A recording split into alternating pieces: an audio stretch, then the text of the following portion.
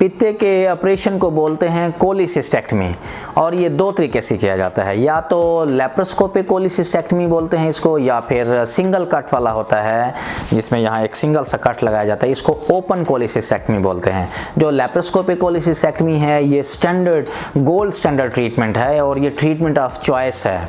और पित्ते में पत्थरियाँ most common indication है जो कि पित्ता जिसमें निकाला जाता है। पित्ते में पत्थरियों की अलामात क्या है, हमने इसके ऊपर वीडियो बनाई है, वो ज़रूर देखिएगा। और फिर ये पित्ते की पत्थरी का अगर ऑपरेशन ना कराया जाए तो क्या क्या अलामात और क्या क्या मसाइल पैदा कर सकते हैं, और फिर इसका बेस्ट तरीका इलाज हमने इस पे भी बनाया है। इन दो पे हमने कंपेयर किया है कि लेप्रोस्कोपिक कोलिसिस्टेक्टमी और ओपन कोलिसिस्टेक्टमी दोनों में क्या फ़र्क है, इस पे एक वीडियो है, ज़रूर देखिएगा। आज हम इस वीडियो में ख़ुसूसन बताएंगे कि लेप्रोस्कोपिक कोलिसिस्टेक्टमी के फ़ायदे क्या हैं और ये क्यों प्रेफर्ड है और इसको क्यों चूज़ किया जाए।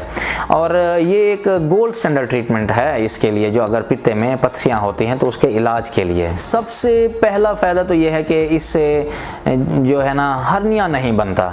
जो ओपन कोलिसिस्टेक्टमी होती है उसमें सिंगल कट दिया जाता है, इसमें जो हमारा ये मसल होते हैं इसको हमें काटना पड़ता है। हम इस मसल को काट कर, यूजुअली हम इस मसल को काट कर पेट के अंदर दाखिल होते हैं। 8 to 9 और 10 सेंटीमीटर का पूरा एक बड़ा कट देना पड़ता है। और इसमें यह होता है कि जब हम इसको दोबारा जोड़ते हैं तो यहाँ पे हर्निया बनने के चांसेस होते हैं। जबकि लेप्रोस्कोपिक कोलिसिस्टेक्टमी में 3 या फिर 4 सुराख छोटे छोटे से 1 सेंटीमीटर के और 5 mm के, ½ सेंटीमीटर के दिए जाते हैं, तो उससे हर्निया नहीं बनता। तो ये छोटे कट वाले, छोटे सुराख वाला ऑपरेशन होता है, इसको कट वाला ऑपरेशन नहीं बोलते। जबकि जो ओपन कोलिसिस्टेक्टमी होती है ये कट वाला, सिंगल कट होता है हालांकि, लेकिन वही एक बहुत बड़ा कट होता है, वहाँ से फिर हर्निया बाद में बन सकता है। लेप्रोस्कोपिक कोलिसिस्टेक्टमी में हर्निया नहीं बनता। दूसरा फायदा लेप्रोस्कोपिक कोलिसिस्टेक्टमी का यह है कि इसमें बेटर कन्वालिसेंस है। इसका मतलब यह है कि पेशेंट जल्दी अपनी नॉर्मल रूटीन में आ जाता है, क्योंकि बॉडी के ऊपर इतना बड़ा कट नहीं लगते, बॉडी के ऊपर इतना ट्रामा नहीं होता, टिश्यू इतनी नहीं कटती है, इतना टिश्यू ट्रामा नहीं होता। छोटे से सुराखों से पेट के अंदर दाखिल हुआ जाता है इंस्ट्रूमेंट से, और कैमरे की मदद से पित्ते को बस निकाल लिया जाता है। ऐसे समझें कि जैसे मक्खन में से बाल को निकाल लेते हैं, ऐसे ये लेप्रोस्कोपिक कोलिसिस्टेक्टमी है। इसके लिए कोई बड़ा कट नहीं लगाना पड़ता, छोटे छोटे 3-4 सुराख करके उसमें से पित्ता निकाल लेते हैं, पत्थरियाँ उसके साथ उसके निकाल लेते हैं। तो इसमें पेशेंट रूटीन में, नॉर्मली अपनी रूटीन में बहुत जल्दी आ जाता है, विद इन डेज आ जाता है। जबकि जो ओपन कोलिसिस्टेक्टमी होती है उसमें 1 वीक से 2 वीक्स लग जाते हैं, जबकि इसमें अपनी रूटीन में आने में 3 to 5 डेज या मैक्सिमम 1 वीक से पहले अपनी रूटीन में पेशेंट आ जाता है। ये इसका फायदा है लेप्रोस्कोपिक कोलिसिस्टेक्टमी का। तीसरा फायदा ये है कि क्योंकि ये लेप्रोस्कोपिक कोलिसिस्टेक्टमी है तो ये कम इन्वेसिव है, लेस इन्वेसिव है, इसमें टिश्यू ट्रामा कम है, इसमें क्योंकि कट नहीं लगाना पड़ता, इसमें क्योंकि छोटे छोटे सुराख करने पड़ते हैं, तो पेशेंट को पेन भी कम होता है। जब भी मसल कट होता है ना बॉडी का, तो उसमें पेशेंट को पेन होता है बहुत ज़्यादा, और काफ़ी दिनों तक रहता है। ओपन कोलिसिस्टेक्टमी में पेन ज़रा ज़्यादा दिनों तक रहता है, जबकि लेप्रोस्कोपिक कोलिसिस्टेक्टमी में पेन विद इन डेज ख़त्म हो जाता है, क्योंकि इसमें सिर्फ सुराख छोटे से किए जाते हैं और इसमें पट्ठों को नहीं काटा जाता जो ज़्यादा पेन करते हैं। तो पेशेंट लेप्रोस्कोपिक कोलिसिस्टेक्टमी में पेशेंट को पेन कदरे कम होता है और मैनेज हो जाता है, बड़ा इजीली मैनेज हो जाता है। चौथा फायदा यह है कि हॉस्पिटल स्टे लेप्रोस्कोपिक कोलिसिस्टेक्टमी में कम होता है। पेशेंट यूजुअली आते हैं, ऑपरेट कराते हैं और अगले दिन पेशेंट को छुट्टी करके चले जाते हैं। 1 या 2 दिन मैक्सिमम स्टे करते हैं, वरना यूजुअली 1 दिन स्टे करते हैं। जबकि जो ओपन कोलिसिस्टेक्टमी वाला होता है पेशेंट काफ़ी देर तक, काफ़ी दिनों तक बेड पर रह सकता है। 3 से 5 दिन तक उसमें हॉस्पिटल स्टे हो सकता है, 2 दिन का भी अगर कम से कम करना चाहें तो हो सकता है, क्योंकि उसमें मसल कट होता है, पेन ज़्यादा होता है। पेशेंट को थोड़ा सा उसको वापस अपनी रूटीन में आने के लिए, हमने पहले भी बताया है कि रूटीन कन्वालिसेंस उसमें बेहतर नहीं है ओपन कोलिसिस्टेक्टमी में। जबकि लेप्रोस्कोपिक कोलिसिस्टेक्टमी में हॉस्पिटल स्टे भी कम है, तो अपनी रूटीन में भी जल्दी आ जाता है पेशेंट। लेप्रोस्कोपिक कोलिसिस्टेक्टमी का एक फ़ायदा ये है कि इसमें इन्फेक्शन कम होते हैं।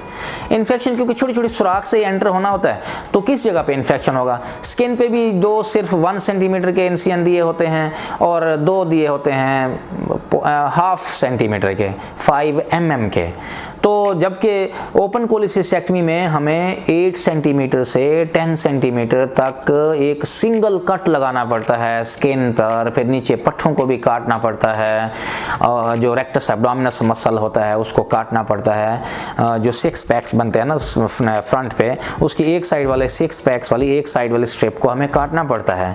तो वहाँ पे फिर इन्फेक्शन के चांसेस, क्योंकि वहाँ ब्लीडिंग भी थोड़ी सी ज़्यादा होती है, मसल कट होता है, तो इन्फेक्शन के चांसेस ओपन कोलिसिस्टेक्टमी में ज़्यादा हैं ऑपरेशन के बाद, जबकि लेप्रोस्कोपिक कोलिसिस्टेक्टमी में इन्फेक्शन के चांसेस कम हैं। तो इसी से रिलेटेड फिर ये है कि छठा जो फ़ायदा है लेप्रोस्कोपिक कोलिसिस्टेक्टमी का, खून इसमें कम ज़ाया होता है, इसमें ब्लीडिंग कम होती है, क्योंकि हमने ये किया होता है कि हम सुराखों से एंटर हो रहे होते हैं, कोई दरमियान में कोई मेजर कोई आर्टरी तो नहीं होती जिसको हम काट के जाएं। जबकि ओपन कोलिसिस्टेक्टमी में जब हम सिंगल कट लगाते हैं तो ये जो हमारा रेक्टस एब्डोमिनस मसल होता है इसमें एक आर्टरी वेसल रन कर रही होती है, तो वो डैमेज होती है, उसे हमें काटना पड़ता है, उसे कट करना पड़ता है, बाद में ब्लीडिंग रोक लेते हैं। लेकिन हम ये बताने की कोशिश कर रहे हैं कि ब्लीडिंग इसमें कम होती है लेप्रोस्कोपी में। ओपन में भी इतनी सारी ब्लीडिंग नहीं हो जाती होती, कोई इतना वो ब्लड का लॉस नहीं होता, लेकिन हम दोनों में कंपेयर अगर कर रहे हैं तो लेप्रोस्कोपिक कोलिसिस्टेक्टमी में बहुत कम ब्लीडिंग होती है।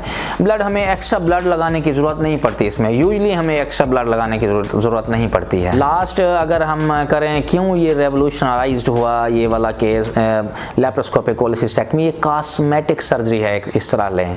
जब आप ओपन कोलिसिस्टेक्टमी करते हैं तो बहुत बड़ा कट लगता है और पेट के ऊपर बहुत बड़ा कट होता है जो सिंगल कट होता है, जबकि लेप्रोस्कोपिक कोलिसिस्टेक्टमी जो है ये कॉस्मेसिस को मद्देनज़र रख के किया जाता है। एक तो इसमें जो सुराख 1 सेंटीमीटर वाला किया जाता है वो नाफ वाली जगह पे किया जाता है, वो वाला कट जो होता है छोटा सा जो 1 सेंटीमीटर का, तो वो नाफ के अंदर ही छुप जाता है यूजली। और दूसरा जो छोटा सा जो कट होता है वो बिल्कुल जहाँ से ये रिब केज शुरू हो रहा होता है, जो उसके वी बन रहा होता है, जहाँ वी जिसके ऊपर बन रहा है ऐसे, तो ज़ीफ स्टर्नम इसको बोलते हैं, तो दूसरा कट यहाँ पे देते हैं, ये भी छुप जाता है। फीमेल भी इसको छुपा लेती हैं, मर्द भी इसको छुपा लेते हैं, तो ये भी नज़र नहीं आता। तीसरे बिल्कुल ही माइन्यूट 1/2 सेंटीमीटर के होते हैं, दिखने में नज़र नहीं आता तीसरा, और जो चौथा कट होता है वो पेट के ऊपर पित्ते से थोड़ा सा नीचे करके, लेकिन ये होता है कि ये नज़र नहीं आते हैं, जबकि एक सिंगल कट होगा तो वो नज़र आता है। तो कॉस्मेटिकली भी लेप्रोस्कोपिक कोलिसिस्टेक्टमी एक बहुत अच्छी टेक्निक है। ये थी हमारी वीडियो जिसमें हमने बताया है कि लेप्रोस्कोपिक कोलिसिस्टेक्टमी के क्या फ़ायदे हैं। तो हमेशा अपने सर्जन से डिस्कस करें लेप्रोस्कोपिक कोलिसिस्टेक्टमी। ये वीडियो देखकर आप लोगों को पता चला होगा कि लेप्रोस्कोपी के क्या क्या फ़ायदे हैं। कुछ कंडीशन है कि लेप्रोस्कोपिक कोलिसिस्टेक्टमी नहीं हो पाती, इस पर ऊपर हम वीडियो बनाएंगे, उसमें फिर हमें ओपन कोलिसिस्टेक्टमी ही करनी पड़ सकती है, उसकी भी अलहदा एक इंडिकेशन होती है। लेकिन जनरली गोल्ड स्टैंडर्ड ट्रीटमेंट है, हर पेशेंट के लिए तकरीबन होता है, अवेलेबल है, और आप अपने सर्जन से इसके बारे में इंफॉर्मेशन लें, आप भी लें। आपने इसमें भी आप लोगों को फ़ायदा इसके बताए हैं, तो you will be in a better position to take the decision. तो उम्मीद है आप लोगों को ये वीडियो अच्छी लगी होगी। अगर आप लोगों को ये वीडियो अच्छी लगी है तो इस वीडियो को लाइक करें, इस वीडियो को शेयर करें जिनको ये पित्ते में पत्थरियों का प्रॉब्लम है, ताकि वो डिसीजन ले सकें, उनके लिए बड़ी इन्फॉर्मेटिव होगी। इससे रिलेटेड अगर आप लोगों को कोई और क्वेश्चन है तो वो भी आप हमसे पूछ सकते हैं कमेंट सेक्शन में, and we will try to get back to you. और अगर उस पर कोई वीडियो बनानी होगी, आप अगर किसी और इस टॉपिक से रिलेटेड कोई और वीडियो बनवाना चाहते हैं ताकि हम उसके ऊपर डिटेल से डिस्कशन कर सकें, तो आप हमें कमेंट सेक्शन में लिख सकते हैं। वीडियो देखने का बहुत शुक्रिया।